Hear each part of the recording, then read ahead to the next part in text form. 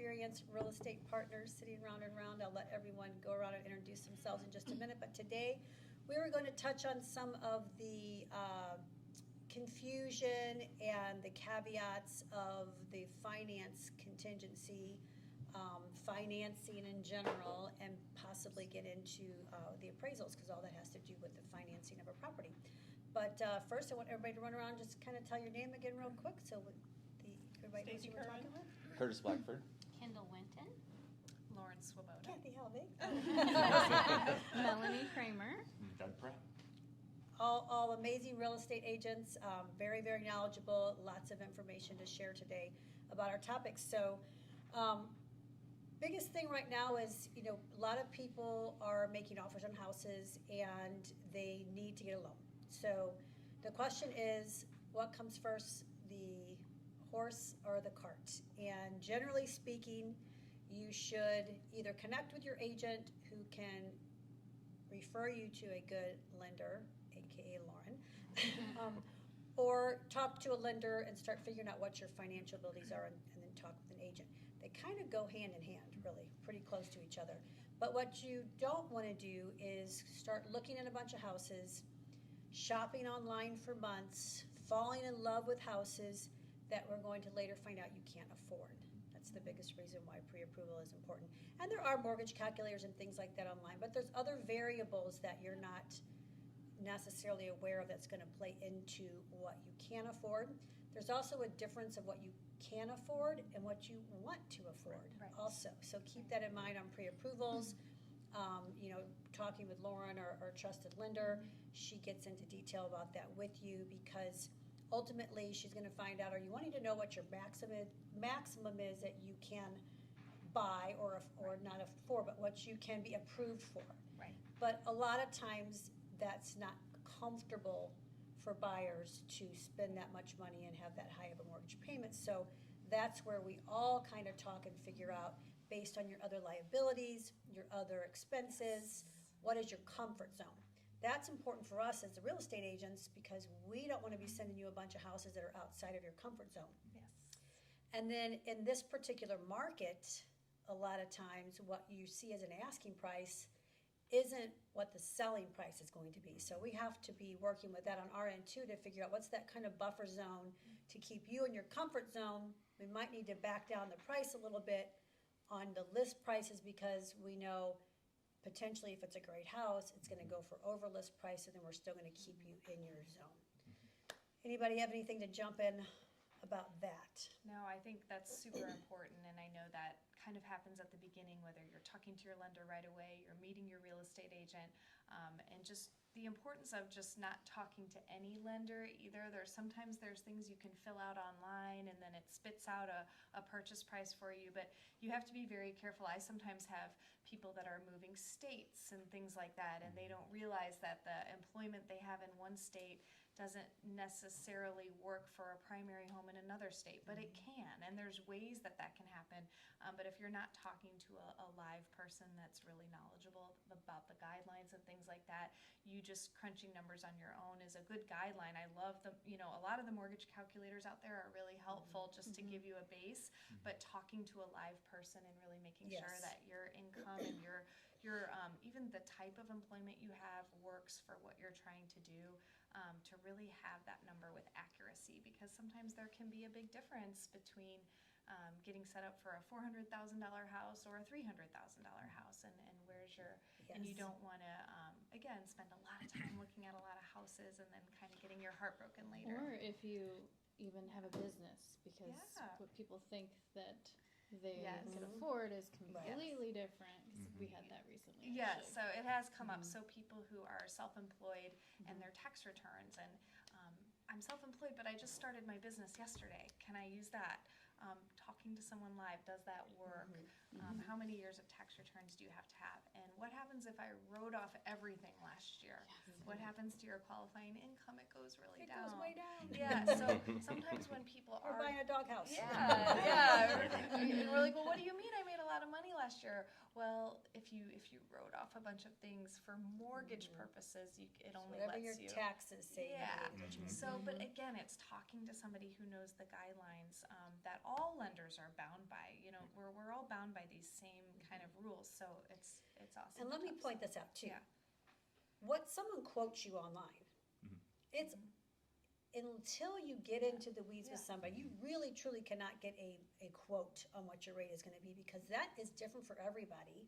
Their credit scores play in, their debt to income plays in, all of that plays in. So if you go online and you say, give me a quote, and you get a quote spit out, that is not your true quote. That is an estimate of a quote. Right, and there are a lot of just come on quotes, and Yes. sometimes you have to click the fine print, and then right there when you click the fine print, it says, and this is with paying 2 3 points, points, 3 and points. it's 3 points is 3% of the amount you're borrowing. Like, Right. oh, I didn't realize it comes with a So charge. it's really hard to Yeah. shop because Yes, you're always shopping apples and oranges. Yes. So you do need to finally talk to people. You know, I'm not saying there's anything wrong with shopping, but if you're shopping alone, online, hitting those type of quotes, or you're just getting someone that says, sure, here's a pre-approval and here's our rate, and you've not provided your tax returns or any of that stuff, that is not your rate, Yeah. just so you know. Yeah, you Well, and we really live have in to go into the weeds. Well, we live in such it's an electronic age. Everybody, I think it's the personal interaction is the thing that people are missing, and they want that non-threatening approach of being Right. able to just put their information Sure. in, and that's a very general approach that it doesn't have a real bearing on their specific circumstances. Whereas a conversation with Lauren gets into those situations. It allows her to really break down and make a perfect match for a program that's going to be a better match for their circumstances and financial situation than a general overview cliff notes. And creativity. You might plug your stuff in online and it's telling you no. Right. Well, if you talk to someone like me, we can get creative and figure out, well, there's these other types Move of some things products. around. You can, there's these other, this is a way you could do this if you're interested, or, you know, we could do it, and you know, again, you need that personal connection. This is a huge financial, you know, choice that you're making. I wouldn't was just leave gonna it say to an that online. we've gotten away from, we want convenience, so you get online Yeah. and just, you don't wanna talk to anybody because you're scared to, but we gotta remember, this is a huge investment, this is your livelihood we're dealing with. And us as agents, we don't need to know No. what they're, No. you know, Yeah. like just Right, keep it give private. 100% honesty to Lauren. That way, at least you'll know Yeah. if for some reason they had a business and they did their taxes a certain way. Tell her that up front. Let it not be, you know, a backdoor secret. Let's figure it out. We'll Because figure it out. Yeah, she can sometimes move parts around to make it work. Right. So Yeah. let her know. Those that. online mortgage companies don't ask a lot of questions. No. And you may look good Very on paper and you may be really happy and you're like, you know, no, I don't want to hear anything Yeah. else because that looks so good. Yeah. And then when you talk to a real lender, and you always should, even if you go online, you should talk to a real lender, Right. somebody that can It's a lot give you the of good money to- information. And some of the Yeah. online places have like a loan officer that they appoint you to. It's kind of like a round robin type thing. But from our experience, and you guys can speak up, those type of big box companies that are online, like with a rocket ship, those type of companies, very, very hard for us as agents to deal with. And because we have had years and years of experience of the same general experience, like it's the exception, not the rule, or the rule, not the exception, usually with having difficult times with online banking stuff, because we can't reach anybody in person when we need them. They are more of a number and not a relationship. So what that means for us is twofold. As agents, we're worried for you as the buyer. We're not trying to push you into somebody for any other reason than our job is to make sure we're helping you through the sales contract and hitting all your goals and all your contingencies and all your deadlines Dates, and your liabilities. We're trying to make sure we keep you and your contract in check.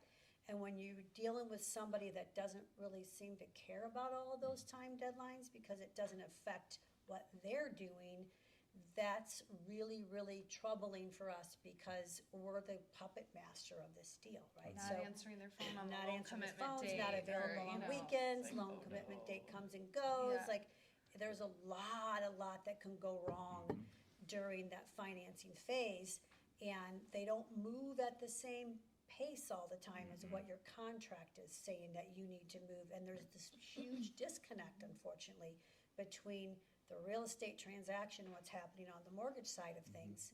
So it gives us heartburn for you when you're using people that we can't have a relationship with and have conversations with, and only for your sake. Or care about Have it their as cell much as we do. phone. Yeah. The we big actually thing last care year and we know each saw other. more than we should have is an actual closing date being met every time. With some other Every mortgage time it wasn't companies, Lauren. with some of the online ones, that pushed can be a back moving target. constantly. And boy, it's a slippery slope when you're dealing with Things that could sellers fall that. out. Yeah, Yes. things that could be avoided if we had spoken Yes. about it Yes. a week or two ago, Yeah. right? Yes. And that's why I always let buyers know on the front end whenever we're having, because we have people who, especially if they're getting excited, they want to try to get this approval quickly. And Lauren does a great job of making sure that she's on the job, making sure that she's on that pre-approval, making sure she's having those conversations in a very educational approach to help them. But whenever they get in that mode where now all of a sudden they get anxious and they go to online and get all these sources that say, I'm pre-approved and I have 4 of them to prove it. And so that, number one, that makes me a little edgy. And number two, I always let them know we have a team approach for getting you to your finish line. We want you to have a good experience here. We have team players that all take part in making that happen. But when we have somebody who comes in from the outside and now they weren't even on the bench before and now they're in the game. Now all of a sudden I want to let them know. I need to know who that person is because we have to have those conversations. We have to let them know. Start calling. I let them know how important it is to have our people treated a certain way, because at the end of the day, that affects how this transaction goes for everybody. And so when we just have a number in the background who they might get back to you, they may hear, and many times it's just through email. There have been transactions where I have yet to catch a live person. And so that's not us being able to do our full Right. fiduciary responsibility to our buyer. No question. Well, think of it this way. I said this to somebody recently. If you think about how the real estate transaction works, we're like the doctor of the deal, right? We're the guy at the top. We're making the final decisions for you to keep you legally moving in the directions you need to be moving, so that you're not either going to lose your earnest money, lose the contract, or potentially get sued by the seller because of your obligations. So think about when you go into a doctor's office. You go in and you go to the reception desk, you check in, they take, is your insurance up to date? Oh, has anything changed? Like, they're getting that information. Then you go in and the next step is the nurse comes in and takes your blood pressure, takes your temperature, does all this, puts it on the chart, puts it on the door. Then the doctor comes in. Imagine if we didn't get the chart.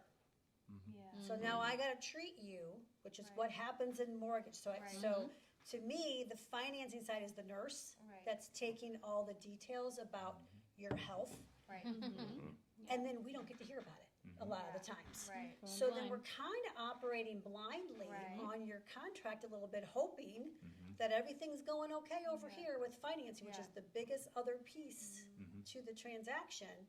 And so when you're dealing with people that we can't even reach, or we don't know, or we even don't have know what access. their history or their pattern is, that they're usually pretty good at it. We actually know they're usually pretty bad at it based on our experience. What does that mean to us? We're nervous for you. So let me flip that around. Think about, we're talking about buyers.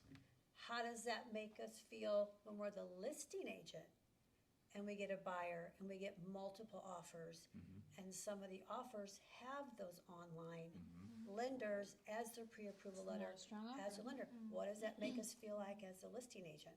Worried. Oh, I don't know if I want to look at this one, because I don't want my seller to have to deal with a last minute change in loan commitment deadline, a last minute change in closing date, because historically, my experience with XYZ company has been, that's what happens every single time. Yeah. I said Always this mess last it up. week, we had like a poll, but raise your hand if you've had a lender other than Lauren. It's Say- okay if I'm in there. No, you're not, you're definitely not. Change a close date and say it shouldn't be a big deal. Shouldn't be a big deal. Always. And it And is we want to always a big strangle deal. them. Yes. It's always a big It's deal. always a big deal. That's They've got, the seller could have moving trucks hired, that you have to do that well in advance Or nowadays. funding of other Financial houses. obligations, yeah. It's a Yeah, what's domino. the domino effect? What's Yeah, the 'cause moving situation? what people don't understand is even if you don't make a contract contingent upon your closing, if you were expecting for the houses to close at a certain amount of time and you're gonna roll that equity over, like, you could have the equity somewhere else, but if that wasn't what the plan was, Right. Right. and That it wasn't contingent, it's still messing up your plan. Oh, yeah. Like, you can't just go, oh, crud, Yeah. I gotta get my money out of my 401k today because, Right. the lender called Today. today and we're supposed to close at 10 and now he's gotta push it back. Like, that doesn't just happen that fast, right? So it throws everybody off, and then that puts you, the buyer, in a position of, I was buying this other house and I didn't make it contingent, I didn't have a safety net, I didn't make it contingent on me getting my funds out of here because Right. we were all closing on the same day, and I didn't have to do that when I put the contract down. I didn't have to say I need to sell my home, but because I did sell my home, and those funds were gonna come available the to me the plan. same Yeah. day, I didn't have to go pull my money out of my 401k, so I didn't. And now all of a sudden, oops, we need to push that back 3 or 4 days, and then the sellers of the house that you're buying goes, hell no. Or we're buying a house, and we needed your money, and then the chaos ensues. And everybody's mad. Yeah. And guess what? We can't even pick up the phone, call anybody, yell at them, because we don't know who you're dealing with, pretty much, for the most Right. part. Or they won't Right. call back when Yeah. we're dealing Or with. It's what just was so even the crucial. reason? Absolutely, it's just so crucial to let the people know when we're representing folks that we have very key players that all need to be involved, and we need to, and when we're having and strategizing that closing and strategizing that transaction, and or whether it be on the offer submission side or the review of those offers side, we are all playing together, and we have to make sure that we are communicating.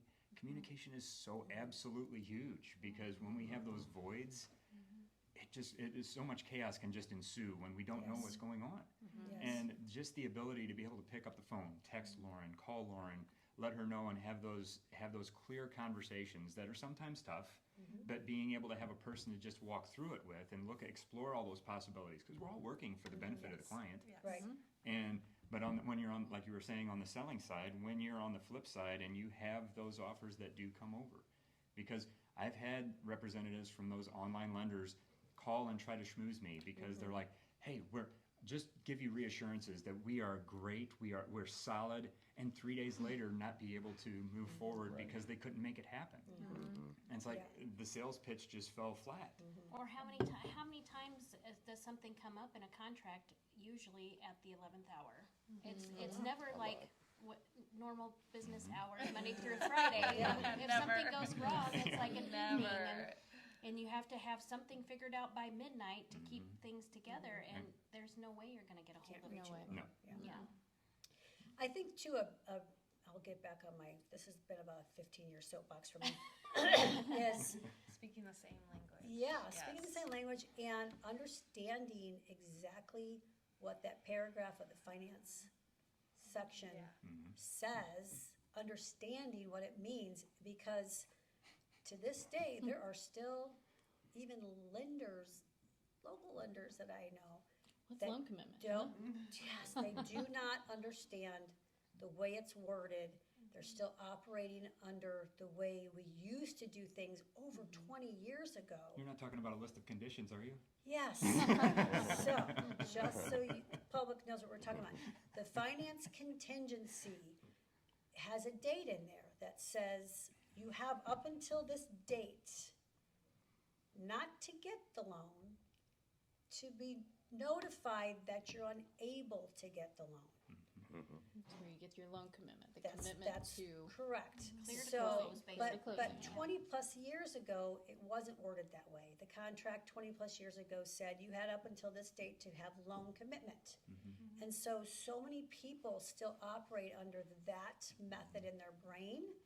And so what they don't understand, the slight difference between the two is you could get a loan commitment back in the day by that date, and it always had conditions on it. Because there still had to do another verification of income, they still had to get the final settlement statement, they still had to have the appraisal come and like all that stuff. So they'd be like, here's your loan commitment, and here's our conditions. And the problem was, the seller's kind of left holding the bag when one of those conditions doesn't pan out. So that's usually closer to the closing date. So 20 plus years ago, they reworked the contract, at least in our area. I don't know if it's in every single state, probably close to it, but they reworked it to say, instead of it being the seller's problem, if your conditions can't be met like it was before, we're gonna make it the buyer's problem. So we're gonna now say, that date is no longer your loan commitment date, that date is your finance contingency deadline. So that means after that date, your finance contingency is non-existent, you don't have one anymore. Get out. So if you don't get a loan between the time that date passes and the time that you close, which is usually a couple of weeks, a lot of times in between, something goes wrong between here and there, you don't have a contractual reason to A, ask for your money back, B, terminate the contract, C, potentially not get sued for non-performance of contract. So unfortunately, a lot of lenders still they're doing a lot of their operation in that piece of the time frame, right? Because you do have to get your verification of income one more time before closing a lot of times. And sometimes underwriting's not done doing what the magical underwriting people do. Yeah, so there is a lot of gray area, and if the lenders, and this is where the out-of-town lenders really don't even care, there's still so much that's happening with your loan process in that area that is after the finance contingency deadline date is over and when you're supposed to close. And that's when we as agents get that call, we're gonna need to push loan commitment back. Are you kidding me? We already passed that. And that is a huge deal for our buyers because you're in a very, very deadly place of liability at that point. And it just boggles my mind that even real estate agents, loan officers, that's their business, and for sure the consumer doesn't understand that little there's that big of a paragraph in the contract that's about the finance contingency, and that's the biggest piece of it that is misunderstood, but has the biggest bite to it. You know, so it's really, really important that you, as the buyer, are doing everything necessary to get your stuff to the lenders ahead of time, because when you sit on your things, they cannot process your loan in a timely manner, and there's lots of layers to processing a loan. So it's dangerous, and that's why we as agents, it's important that we're working hand in hand with what's happening on the financing side of things too, because ultimately we're trying to get your dream house and we're trying to keep you out of a position of liability. I generally preempt all those conversations with my buyers whenever we're talking, especially once the introduction's been made, that whenever Lauren asks you for anything, take time off work, paid time off, whatever you gotta do. There's a lot of possibilities. Absolutely. It's just so vital, but it's almost like they view it as being punished for making it, and the fact that they have to receive those, they ask for the documents again, and all that stuff. But it's just having that conversation to help them realize it's all for their benefit, but getting those things in a timely fashion, especially based on the age of the buyer group that we're working with. Some of them move kind of at their own pace, and we just have to set that foundation for them up front to let them know how vitally important it is that they hit those timelines, because there are consequences to all those things. Correct. And helping them understand it. It's just, sometimes it takes a little more involvement than others, but it is. And there's different layers, so people often get annoyed that they have to provide this or provide that, or later Why do I a have to couple weeks. provide that? Why do I need to provide that? Rent It's a or lot. And it makes me cringe a little bit, because like, it is not our God-given right for somebody to give you money.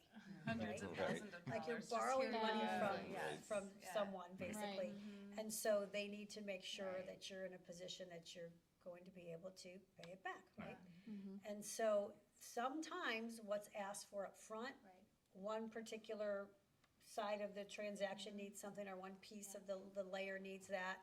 And then maybe there's a different I tell them, overlay or I say something. it's an email party, and we're going to do a little bit of an email party until a certain date, just because. And honestly, I hope that you're working with a lender that asks you for these things. If you are working with a lender that hasn't asked you for anything, be concerned, because they don't know.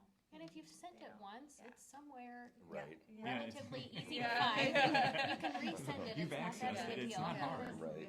Yes. Yeah. Yes. Yeah.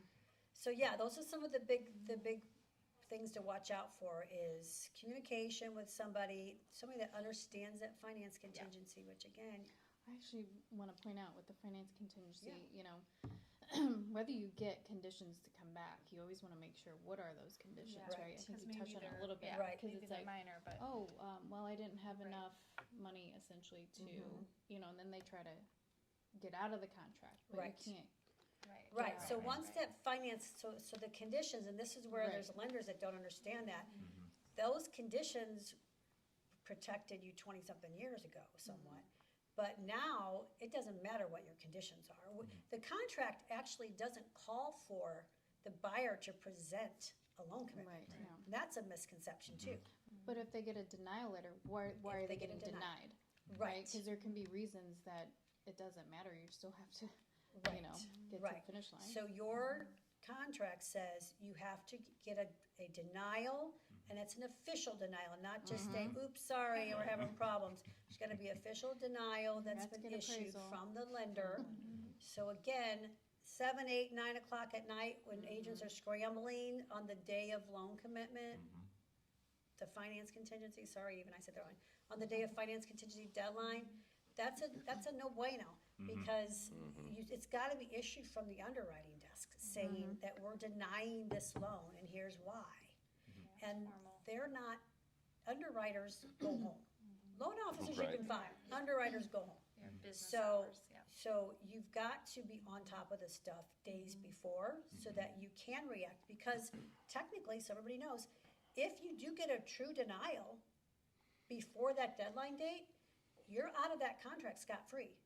You get your money back, you terminate, the seller is out of luck and they need to go back on the market. But you as the buyer have no liability because you made your contract contingent upon financing until that date. But if you get denied the next day, You still have to perform. different story. Different story, you're under obligation to the seller. I did negotiate earnest to be returned to my seller once because the buyer was loan denied before loan commitment. However, he had some sticky situations that he wasn't being Honest about. And so although contractually he should have got his earnest money back and scot-free because he couldn't get the loan, but because he had been so devious with everyone involved, they didn't fight for his behalf. They were like, you're right, he was being, dishonest, and so maybe if he loses a little chunk of money, that'll make him think next time. Right, Yeah. right. So, Exception, yeah. yeah. So that's why I'm saying, just be upfront. Right. If we have you as the buyer. But that also speaks to the experience that you all have and how many times you've done this before. Like, you knew enough to know, you know what, that's a situation where Yeah. I am going to go try to look for that. Well, earn- Curtis and I had a that- situation, yeah, and this goes back to what you're saying about the conditions, that it was actually our buyer, really, that terminated, that got a termination prior to that deadline. Right. But we found out later because the listing agent pushed for what was the loan terminated based on? And it was because the buyer was not kept refusing to provide information.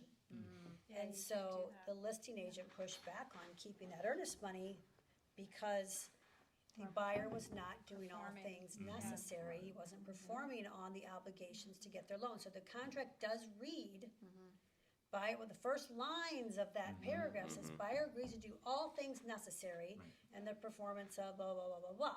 So that means you can't just start ignoring your lender and not send your tax returns and not get your bank statements and then go, oops, I got denied. In hopes of I'm getting out. a denial. Right, because that's screwing the seller who went under contract with you. So these are all really, really important things to know, and that you have to be acting in a timely manner so that your contingency doesn't go up in smoke if for some reason we really do need to use that to protect you.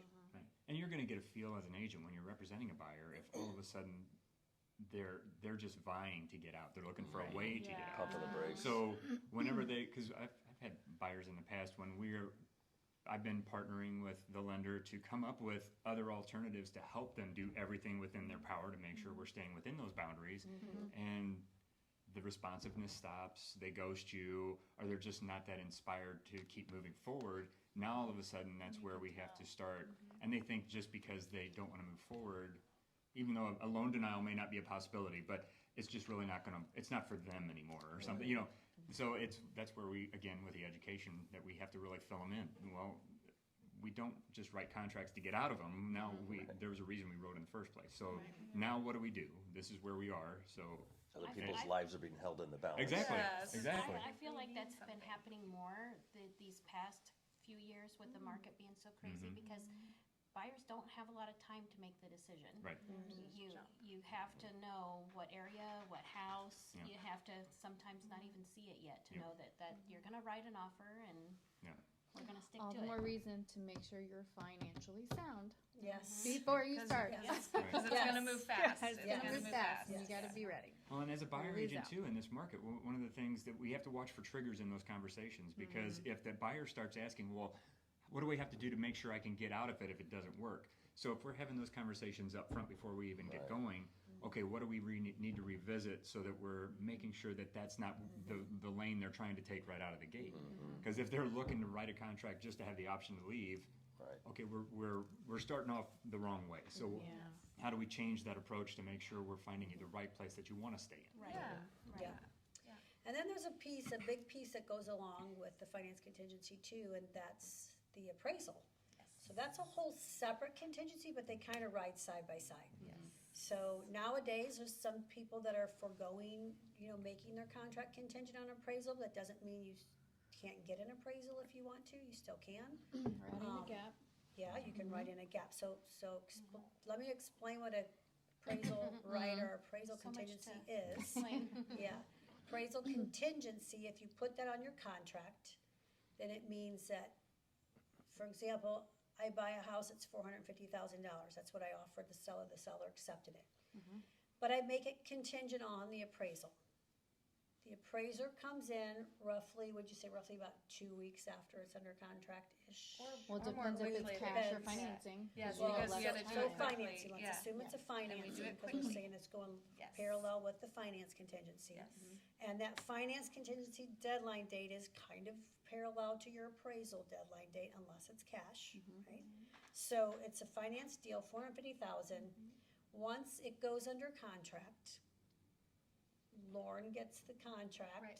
starts then making her requests for what needs to happen on the financing side of things, one of which is notifying the appraisal department that an appraisal needs to be done. So depending on when the appraiser is available and then how long it takes to get the reports back, it could be a week, it could be 2 weeks, it could be 3 weeks, just depends, right? But we're working within that time frame of the finance contingency. The appraisal comes back for $440 instead of $450. What that contingency does for you is it allows you to then take a pause and go back to the seller, should you want to, and ask the seller to reduce the sale price from $450 to $440. Or you reserve the right to terminate the contract. Now, the seller does not have to accept that. So now the seller has to make a decision. Do I drop my price because that's what the appraised value is? Or do I say, too bad, buy my house for $450 or I'm putting it back on the market? It's Or their couldn't you option. negotiate each pay Then 5,000 we're and Then then there's meet the in the middle. In the Yeah. middle. Then there's the other option, Yeah. which is negotiate. So that could end up somewhere in the middle. It could end up seller takes 1,000 off. It could end up buyer comes up. Who knows? But you have so many days to try to negotiate something in the middle. If you cannot come to a negotiation agreement, then the contract can terminate, or the buyer can come back and say, "Never mind, I'll take it for the $450." Right? So you kind of go through this whole thing. Now, there is a lot of people that are waiving. They're still getting their financing. Right. But they're waiving that appraisal contingency.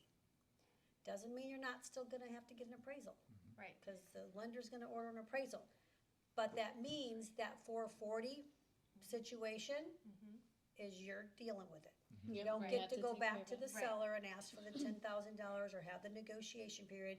You're just coming to the table with not only your down payment, not only your closing costs, now you've got to make up the $10,000 because the lender is not going to lend you 90% of 450. They're only going to lend you the 90% of the 440. So there's a Yes. deficit there. You have to Well, pay and the that's difference. also a Yeah. conversation you have too, like, hey, I can always they tell them, yes. handle this, Yes, right? yes.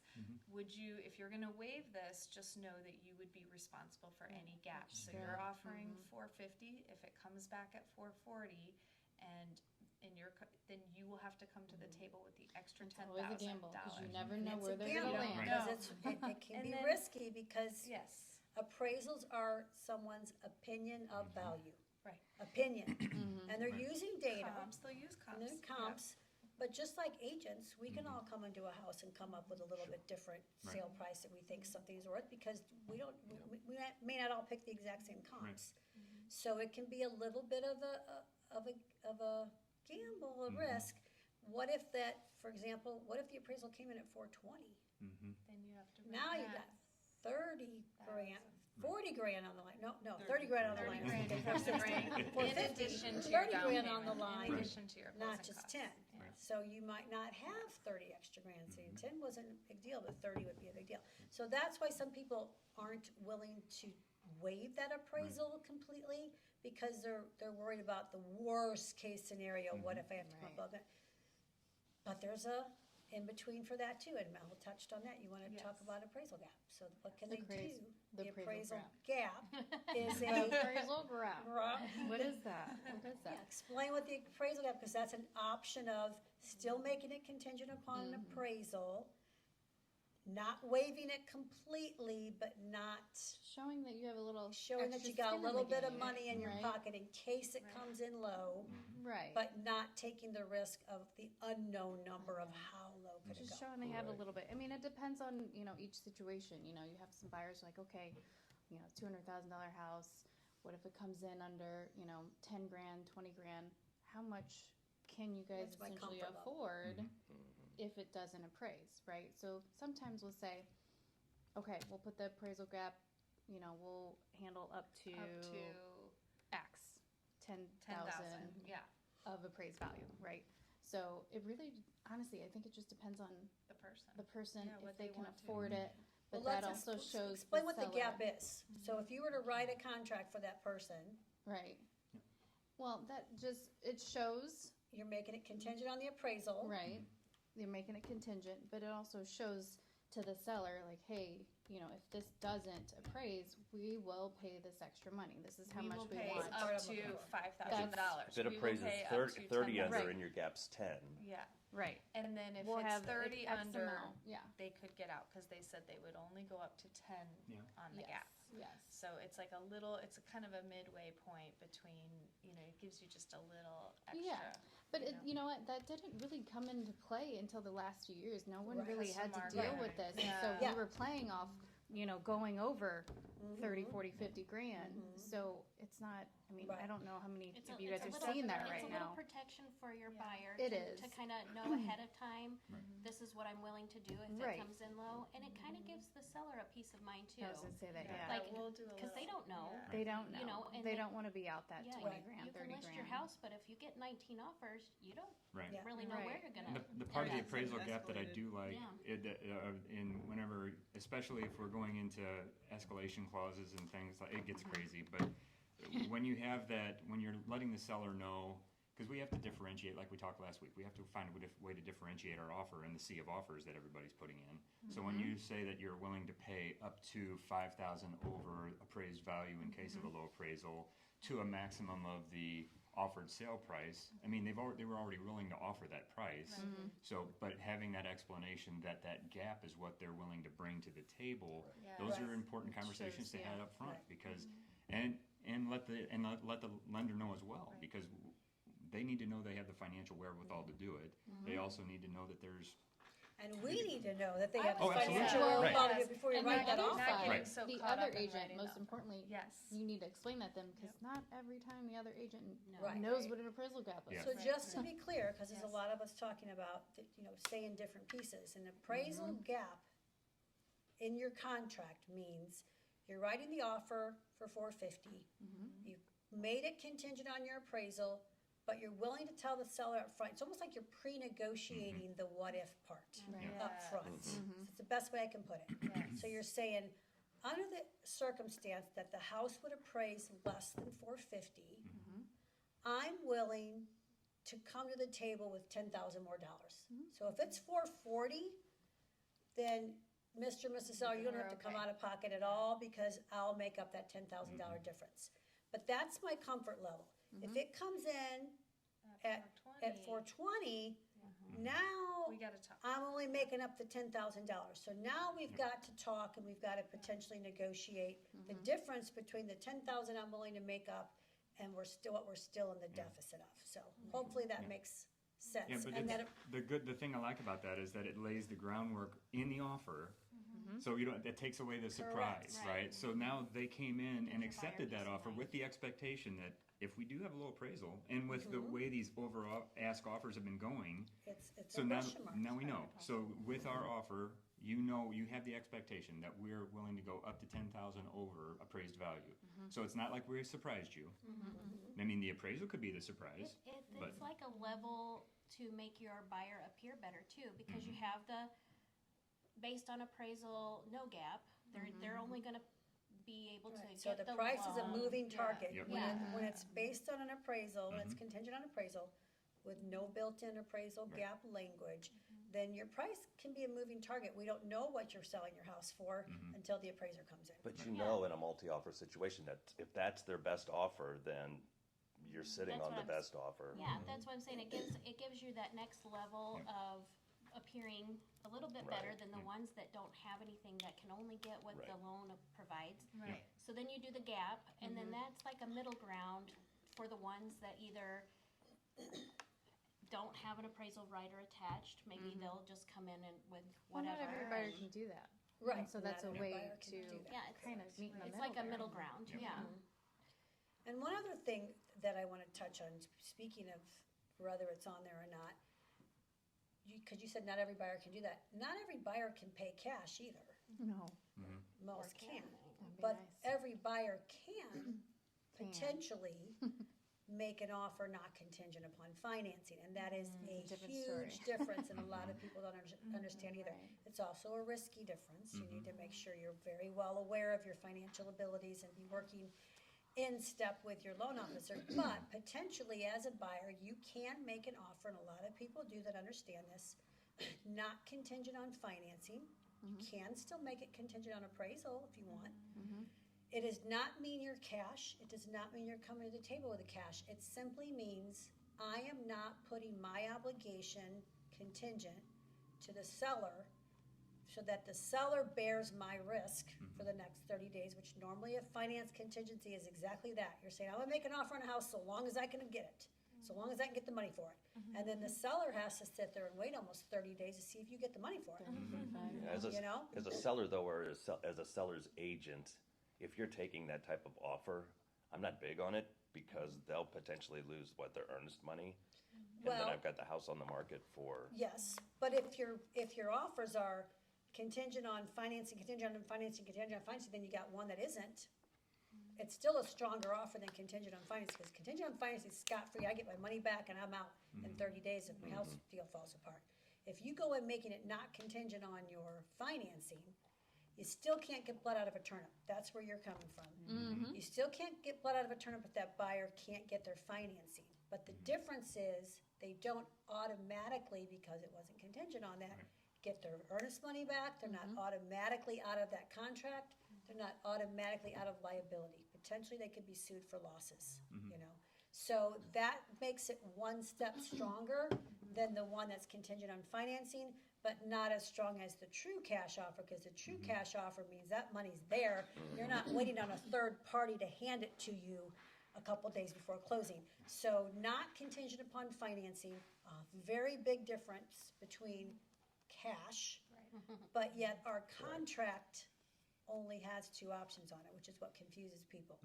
It has, you check the box, my offer is either contingent upon financing, or my offer is not contingent on financing. Nowhere does it say cash. And you love the ones that say not contingent upon financing, and then they fill out the financial Yes. portion of it. Yes. So as the listing agent, it's our job to then look for proof of funds. Yeah. Proof of funds can be a pre-approval letter, so that's where you're going to be transparent that, yes, I am still getting a loan, but no, I'm not having you bear my risk because I know I've got a strong enough credit history. I know I've got some money in the That's where bank. the legwork ahead of Right. time, and not just all of a sudden talking to a lender for the first time On that day. Saturday, Friday night at Right. 7:00, So, needing a because maybe we pre-approval. could put you through underwriting so that you have a full pre-approval, and that helps you to feel more comfortable going down. And that will also help us and help your lender determine, are you in a Is this a position risk? where Yeah. you could start making offers not contingent on financing but still get a loan? Or are you, is it a little risky to do that? You know, You're so. on the border, so yeah. And then when you do those deadlines change, so like Mel had brought up in the very beginning, if you're not contingent upon financings or cash, one of the two, either one, then your deadline to do an appraisal drops down to 15 days. Right. For cash. Okay, and a lot of people A miss lot of that. people forget it. They forget that Yeah. because they're Gotta still let it right getting the away. loan, so they're not thinking Right. about that it's now like a look-alike cash contract, even though it's not, but your contingency deadlines change. So those are real important aspects of the contract. Make sure when you're talking with your buyer and you're going through, because there are many times when we're doing the not contingent on financing that cash is most likely an option in those cases. Right. But if there is a case where they are planning on getting a loan, just make sure you talk through that with them, because I received an offer yesterday. The buyer's agent told me that it was going to be a cash offer coming in. The buyer themselves copied all on that email and said, "Whoa, we're getting a loan on that." So so immediately now that puts a question for me as the listing agent.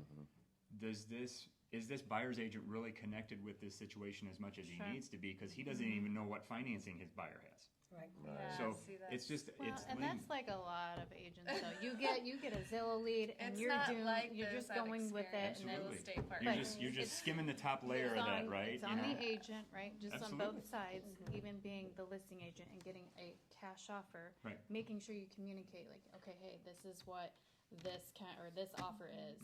And I always find that when you're on the seller side, right, you're listing the house, and we get this cash offer, and then you get a ding on your phone, appraisal, Ordered. you know, yeah, and they're like, oh my God, what Oh, yeah. I thought it was cash. Right.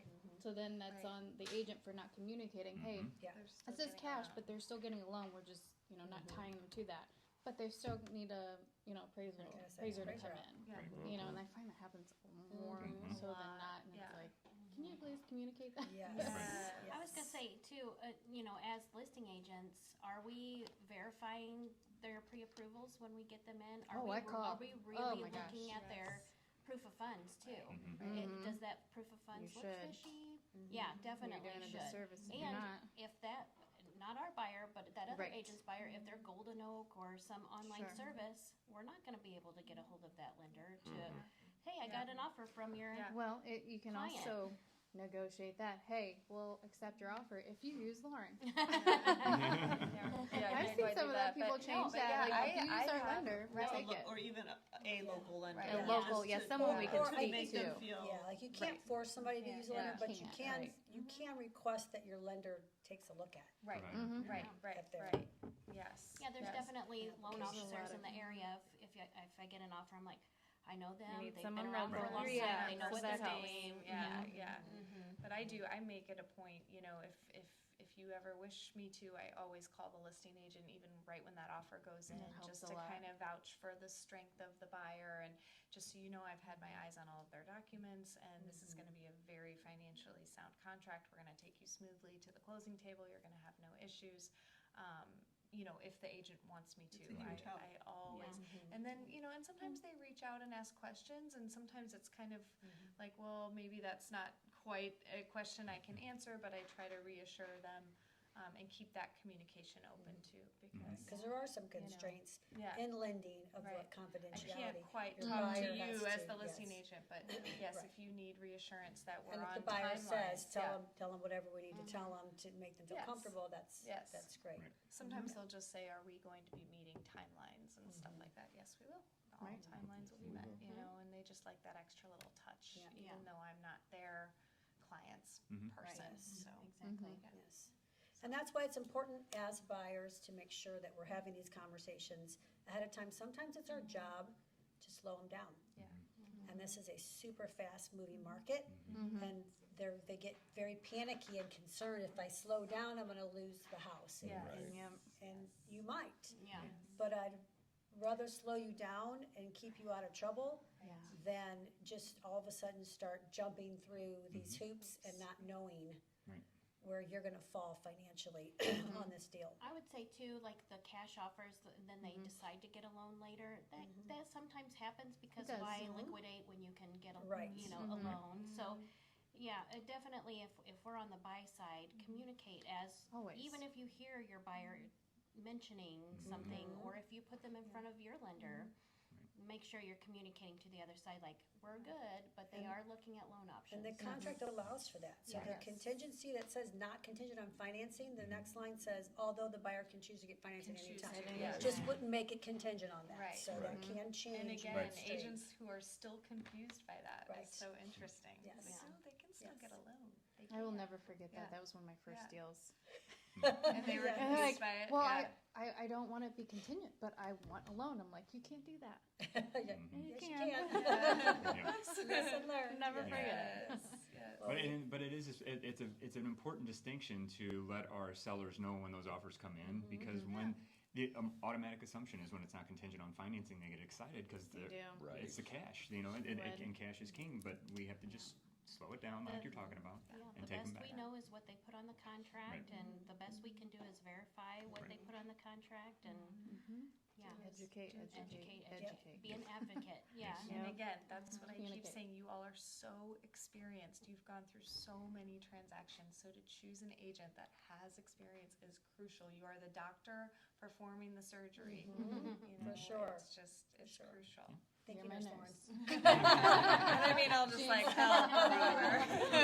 You wear a nurse's outfit in here? I just had this mental image of the game of Operation. Yes. And We're we're like, very carefully trying to get the loan out. It feels There's like a lot that of those sometimes, and we get in some transactions Yeah. all the we time. got zapped by the appraisal. Okay. Yeah. Yes. Here's the when that inspections. happens. Yeah, and the inspections. Yeah.